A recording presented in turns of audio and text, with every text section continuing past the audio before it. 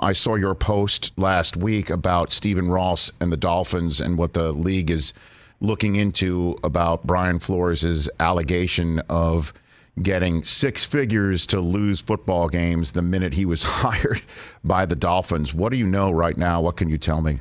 Well, I know that there's a belief the NFL is going to be able to prove that Ross made the offer. And there was a report right in the aftermath of the Flores lawsuit. It was an NFL Network report from Cameron Wolfe that there's an unnamed witness who heard Ross say what he said. And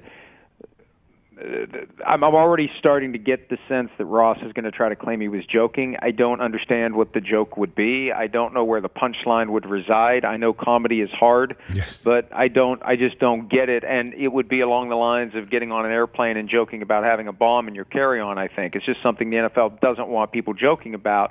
They don't want to legitimize the tanking reality, the tanking temptation in any way, shape, or form. So he's got a problem. And I think if the Walls, this is just speculation on my part, but he's got Bruce Beal lined up to take over the team when Ross steps aside. And Ross said 2 years ago he's not going to sell out his interest in his lifetime. Well, if the Walls start closing in, I could see Ross doing what Jerry Richardson did in 2017 and just cashing out and moving on. That wouldn't surprise me. Daniel Snyder, on the other hand, I'm sure we're going to talk about him. I think he fights and scratches and claws and never gives up and never surrenders and keeps it tied up in court as long as he can.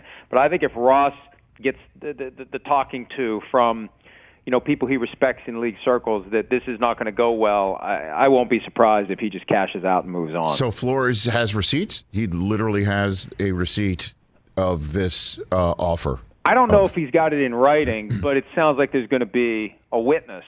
And the other thing Ross has to worry about, if he forces them to do a full-blown investigation that creates evidence, an ambitious prosecutor could very easily indict him under the Sports Bribery Act, which is as plain as it can be. It's very broad, but it's very plain, and it's very simple.